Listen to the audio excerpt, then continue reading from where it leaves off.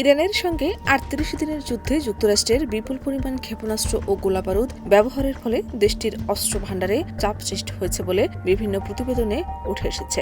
যুদ্ধ শুরুর পর থেকে মার্কিন বাহিনী প্রায় ১,১০০টি দূরপাল্লার স্টেলথ ক্রুজ ক্ষেপণাস্ত্র ব্যবহার করেছে, যা মোট মজুদের কাছাকাছি। একই সময় ১,০০০-এর বেশি টমাহক ক্ষেপণাস্ত্র নিক্ষেপ করা হয়েছে, যা বার্ষিক ক্রয়ের তুলনায় প্রায় ১০ গুণ বেশি।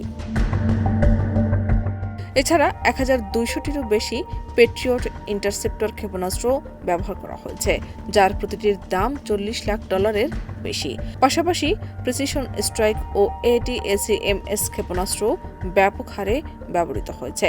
পেন্টাগনের হিসেবে এই যুদ্ধে ১৩,০০০-এর বেশি লক্ষ্যবস্তুতে আঘাত হানা হয়েছে, যদিও প্রকৃত সংখ্যা আরও বেশি হতে পারে।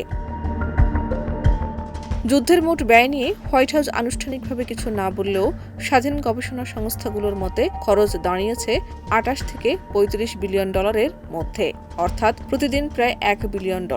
শুধু প্রথম ২ দিনেই $৫.৬ বিলিয়ন অস্ত্র ব্যবহৃত হয়েছে।